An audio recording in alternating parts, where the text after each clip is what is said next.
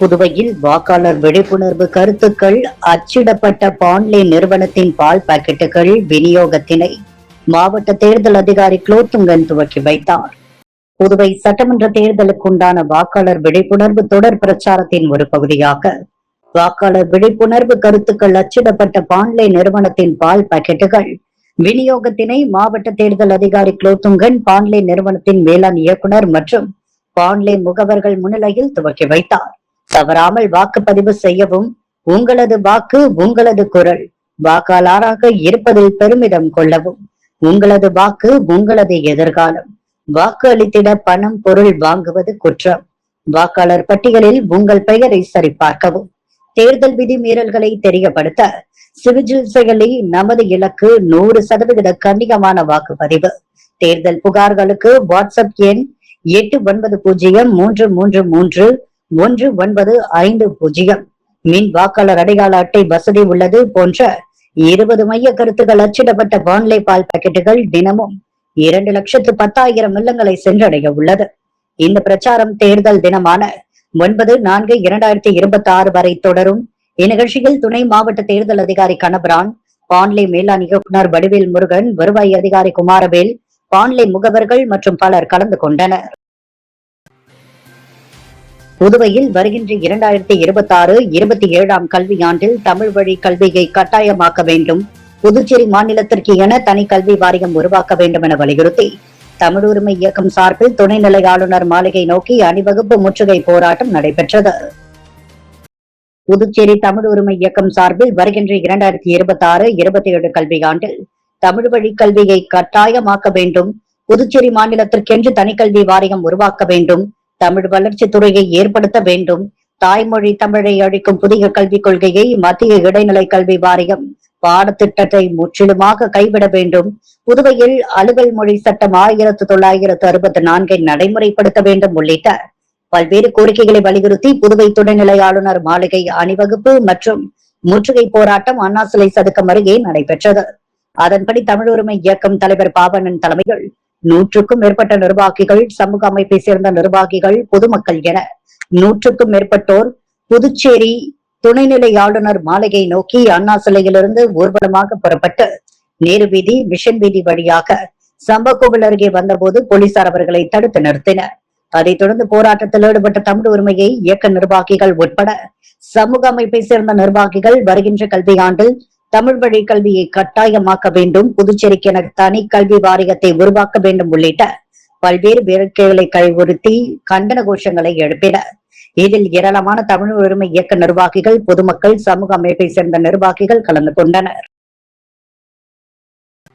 தேர்தலில் போட்டியிட விரும்பும் வேட்பாளர்களுக்கு பயிற்சி வகுப்பு புதுச்சேரி மாவட்ட தேர்தல் அதிகாரியும் மாவட்ட ஆட்சியருமான குலோத்துங்கன் முன்னிலையில் நடைபெற்றது. இந்திய தேர்தல் ஆணையம் புதுச்சேரி சட்டப்பேரவை தேர்தலுக்கான அட்டவணையை 15/3/2026 அன்று வெளியிட்டு தொடர்ந்தது. புதுச்சேரி சட்டமன்ற தேர்தலுக்கான வாக்குப்பதிவு வரும் 9/4/2026 அன்று நடைபெற உள்ளது. இதற்கான வேட்புமனுக்கள் 16/3/2026 முதல் 23/3/2026 வரை தேர்தல் போட்டியிடும் வேட்பாளர்களிடமிருந்து பெறப்படும். வேட்புமனு தாக்கலை பூர்த்தி செய்வது, வேட்புமனுக்களுடன் வேட்பாளர் சமர்ப்பிக்க வேண்டிய ஆவணங்கள், பாதுகாப்பு வைப்பு தொகை செலுத்துதல், பிரமாண பத்திரம் சமர்ப்பித்தல் மற்றும் வேட்புமனு சமர்ப்பிக்க வேண்டிய பொழுது கடைபிடிக்க வேண்டிய நெறிமுறைகள் குறித்து தேர்தல் போட்டியிட விரும்பும் வேட்பாளர்களுக்கான பயிற்சி வகுப்பு மாவட்ட தேர்தல் அதிகாரியும் மாவட்ட ஆட்சியருமான குலோத்துங்கன் முன்னிலையில் புதுச்சேரி பேட்டையின் சத்திரம் பழுதாவூர் சாலையில் உள்ள மாவட்ட ஆட்சியர் அலுவலக கலந்தாய்வு கூடத்தில் நடைபெற்றது. இந்நிகழ்ச்சியில் தேர்தலில் போட்டியிட விரும்பும் வேட்பாளர்கள், அவர்களது முகவர்கள், பல்வேறு அரசியல் கட்சிகளை சேர்ந்த பிரதிநிதிகள் சுமார் 100க்கும் மேற்பட்டோர் கலந்து கொண்டனர். நெல்லித்தோப்பு தொகுதியில் அமைச்சர் ஜான்குமாரின் மனைவி வேட்புமனு தாக்கல் செய்துள்ளார். புதுவை நெல்லித்தோப்பு சட்டமன்ற தொகுதியில் போட்டியிட அமைச்சர் ஜான்குமாரின் மனைவி லதா என்கின்ற லுத்தீன் இன்று வேட்புமனு தாக்கல் செய்தார். ஆதரவாளர்களுடன் ஊர்வலமாக வந்த அவர் தேர்தல் அதிகாரி முன்னிலையில் தனது வேட்புமனுவை சமர்ப்பித்தார். பின்னர் பத்திரிகையாளர்களிடம் பேசிய லதா என்கின்ற லுத்தீன் தாம் எந்த கட்சியின் சார்பில் போட்டியிட உள்ளார் என்பது குறித்து பின்னர் அறிவிக்கப்படும் என்று தெரிவித்தார். புதுச்சேரியில் முதலியார்பேட்டை தொகுதி சட்டமன்ற உறுப்பினர் சம்பத் வேட்புமனு தாக்கல் செய்தார். புதுவையில் வேட்புமனு தாக்கல் துவங்கியுள்ள இந்நிலையில் கடந்த 2 தினங்களாக ஒருவர் கூட வேட்புமனு தாக்கல் செய்யவில்லை. இந்நிலையில் 3ஆம் நாளான இன்று வேட்புமனு தாக்கல் செய்ய அந்தந்த தேர்தல் நடத்தும் அதிகாரி அலுவலகத்திற்கு வேட்பாளர்கள் குவிந்த வண்ணம் உள்ளனர். குறிப்பாக முதலியார்பேட்டை தொகுதியை சேர்ந்த திமுக சட்டமன்ற உறுப்பினர் சம்பர் தனது ஆதரவாளர்களுடன் தேர்தலில் போட்டியிட வேட்புமனு தாக்கல் செய்ய சாரத்தில் உள்ள தேர்தல் நடத்தும் அதிகாரி அலுவலகத்திற்கு வந்து தேர்தலில் போட்டியிட வேட்புமனுக்களை தாக்கல் செய்தார். புதுச்சேரி சட்டமன்ற தேர்தல் குறித்து புதுச்சேரி மாநில மக்கள் முன்னேற்ற கழகத்தின் அவசர ஆலோசனை கூட்டம் கட்சி அலுவலகத்தில் கழகத்தின் தலைவர் பேராசிரியர் ராமதாஸ் தலைமையில் நடைபெற்றது. புதுவை சட்டமன்ற தேர்தல் குறித்து புதுச்சேரி மாநில மக்கள் முன்னேற்ற கழகத்தின் அவசர ஆலோசனை கூட்டம் கட்சியின் தலைமை அலுவலகத்தில் நடைபெற்றது. கழகத்தின் தலைவர் பேராசிரியர் ராமதாஸ் கூட்டத்திற்கு தலைமை தாங்கினார். கூட்டத்தில் கழகத்தின் பொதுச் செயலாளர் பேராசிரியர் ராஜன், துணைத் தலைவர் நித்யானந்தம், மாநில செயலாளர் ரவிக்குமார், மோகனசுந்தரம், பரந்தாமன், தொகுதி பொறுப்பாளர்கள் காலாப்பட்டுக்குமார், நெல்லித்தோப்பு டெல்லி பாபு, ஏம்பலம் முருகையன், அரியாங்குப்பம் தனஞ்சயன், மீனவர் அணி தலைவர் இதயச்சந்திரன், ஆனந்தன், கலிகபெருமாள், அபிலாஷ் மற்றும் மாநில நிர்வாகிகள், தொகுதி பொறுப்பாளர்கள், அணித்தலைவர்கள் கலந்து கொண்டனர். புதுவை மாநில சட்டமன்ற தேர்தல் அறிவிக்கப்பட்டுள்ள நிலையில் தேர்தலில் நிற்பது பற்றிய பல்வேறு கருத்துக்கள் இக்கூட்டத்தில் வெளியிடப்பட்டது. ஒரு பிரிவினர் தேர்தலில் நின்று நம் சக்தியை மக்களுக்கு உணர்த்த வேண்டும் என்றும், மற்றொரு பிரிவினர் உள்ளாட்சி தேர்தல் தொடர்பாக நீதிமன்றத்துக்கு சென்றுள்ள நமது கழகம் அதன் தீர்ப்பு வரை காத்திருக்க வேண்டும் என்று முடிவெடுத்தனர். மேலும் இந்த சந்திப்பு கூட்டத்தில் கழகத்தின் தலைவர் பேராசிரியர் ராமதாஸ் அறிவிப்பார் எனவும் ஒருமனதாக தீர்மானம் நிறைவேற்றப்பட்டது. Socialist unity centre of India communist கட்சி சார்பாக காமராஜ் நகர் தொகுதியில் கட்சியின் மாநில செயலாளர் வழக்கறிஞர் லெனின்துரை வேட்பாளராக போட்டியிடுகிறார்.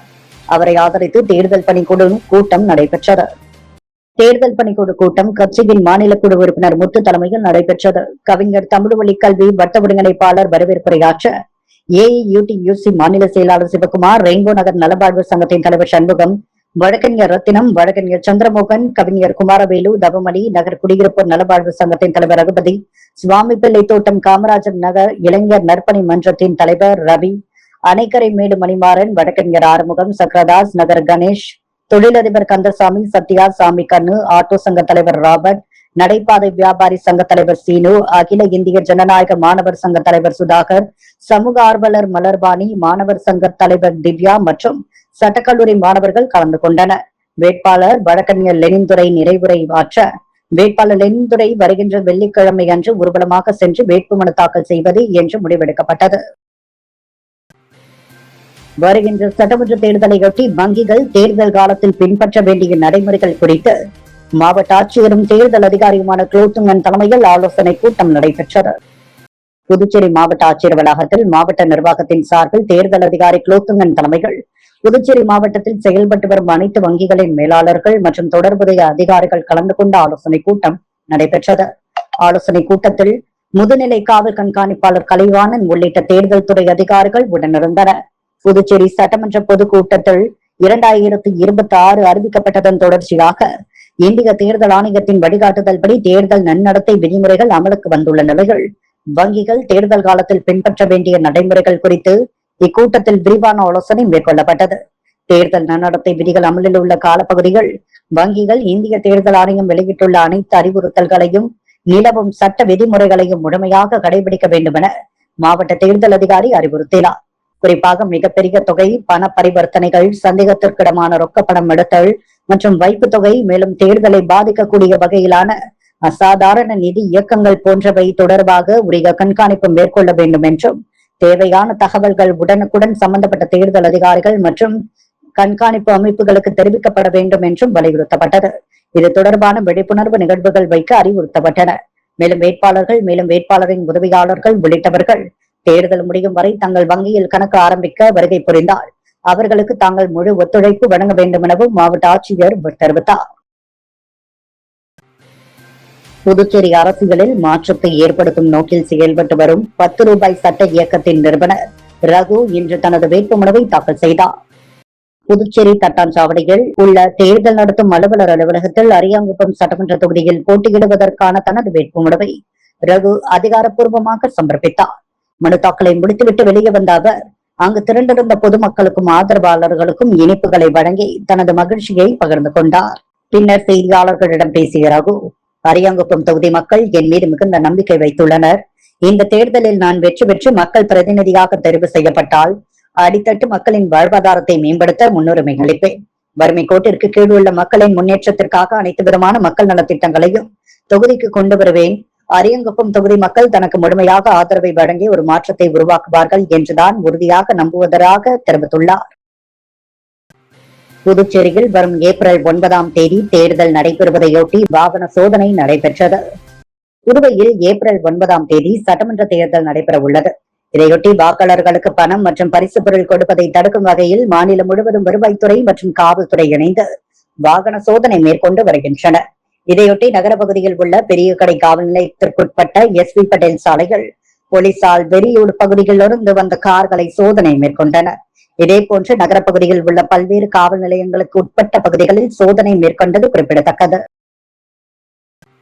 புதுச்சேரி தட்டாஞ்சாவடி தொகுதியில் போட்டியிட திமுக வேட்பாளர் நிதிஷ் இன்று தனது வேட்புமனுவை தாக்கல் செய்துள்ளார். புதுவையில் இந்தியா கூட்டணி சார்பில் தட்டாஞ்சாவடி தொகுதியில் போட்டியிடும் திமுக வேட்பாளர் நிதிஷ் தனது வேட்புமனுவை ஆதி திராவிட நலத்துறை அலுவலகத்தில் அமைக்கப்பட்ட மையத்தில் தேர்தல் அதிகாரியிடம் தாக்கல் செய்தார். காங்கிரஸ் திமுக கூட்டணியில் தொகுதி பங்கீடு முடிவடையாத நிலையில் வேட்பாளர்கள் பட்டியல் இன்னும் அறிவிக்கப்படவில்லை. இந்த நிலையில் நிதிஷ் இன்று தனது வேட்புமனுவை தாக்கல் செய்தார். பின்னர் செய்தியாளர்களை சந்தித்த வேட்பாளர் நிதிஷ் தட்டாஞ்சாவடி தொகுதியில் திமுகவின் வெற்றி பிரகாசமாக உள்ளதாக தெரிவித்தார். RLB மக்கள் முன்னேற்ற கழகத்தின் தலைமையில் 3வது அணி நாடாளும் மக்கள் கட்சி கூட்டணிகள் இணைந்தது.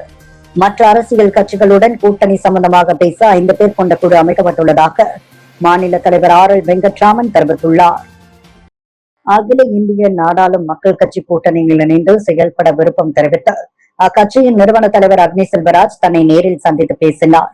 அப்போது புதுச்சேரியின் நலன் மற்றும் வளர்ச்சியை முன்னிறுத்தி வரும் தேர்தலில் ஒன்றிணைந்து செயல்படுவது குறித்து ஆலோசிக்கப்பட்டு 70 ஆண்டு கால ஏமாற்று அரசியலுக்கு முற்றுப்புள்ளி வைத்து ஒரு புதிய அரசியல் சரித்திரத்தை படைக்க RLB மக்கள் முன்னேற்ற கழகத்தின் தலைமையை ஏற்று கூட்டணியில் இணைந்து செயல்பட கடிதம் கொடுத்து உறுதிப்படுத்தினார். இந்த 3வது அணியை மேலும் வலுப்படுத்த மற்ற அரசியல் கட்சி, பொதுநல இயக்கங்கள், தொகுதி சமூக ஆர்வலர்களுடன் கூட்டணி பேச்சுவார்த்தை நடத்த சிவகுமாரின் தலைமையில் சிவகுமார், கோமதி சங்கர், சுப்பிரமணியன், வாசுகி ஆகிய 5 பேர் கொண்ட உறுப்பினர்களாக நியமிக்கப்பட்டுள்ளனர். இந்த குழுவினர் கூட்டணி குறித்து எடுக்கும் முடிவுகள் மாநில தலைவர் RL வெங்கட்ராமன் ஒப்புதலோடு அதிகாரப்பூர்வமாக அறிவிக்கப்படும் என்பதனை இதன் மூலம் தெரிவித்துக் கொள்வதாக கூறப்பட்டுள்ளது. புதுச்சேரி மணவெளி தொகுதியில் போட்டியிடும் காங்கிரஸ் வேட்பாளர் அனந்தராமன் இன்று தனது வேட்புமனுவை தாக்கல் செய்தார். புதுவையில் இந்தியா கூட்டணி சார்பில் மணவெளி தொகுதியில் போட்டியிடும் காங்கிரஸ் கட்சியின் வேட்பாளர் அனந்தராமன் தனது வேட்புமனுவை தட்டாஞ்சாவடி தொழில் மைய அலுவலகத்தில் அமைக்கப்பட்ட மையத்தில் தேர்தல் அதிகாரியிடம் தனது வேட்புமனுவை தாக்கல் செய்தார். காங்கிரஸ் திமுக கூட்டணியில் தொகுதி பங்கீடு முடிவடையாத நிலையில் வேட்பாளர்கள் பட்டியல் இன்னும் அறிவிக்கப்படவில்லை. இந்நிலையில் மணவெளி தொகுதி காங்கிரஸ் வேட்பாளர் அனந்தராமன் தனது வேட்புமனுவை தாக்கல் செய்தார். பின்னர் செய்தியாளர்களை சந்தித்த வேட்பாளர் அனந்தராமன் இந்த தேர்தல் குறுகிய காலத்தில் உள்ளதாகவும் வேட்புமனு தாக்கல் செய்ய குறைந்த நாட்களே உள்ளதாகவும் தெரிவித்த அவர் அனைத்து துறைகளிலும் அமைச்சர்கள் ஊழலில் ஈடுபட்டதால் மக்கள் எதிர்ப்பில் உள்ளதால் நிச்சயம் புதுவையில் காங்கிரஸ் கட்சி ஆட்சி அமைக்கும் என்று தெரிவித்தார். அன்றாட செய்திகளை உடனுக்குடன் தெரிந்து கொள்ள பாண்டி ஹெட்லைன்ஸ் சேனலுக்கு சப்ஸ்கிரைப் செய்து கொள்ளுங்கள்.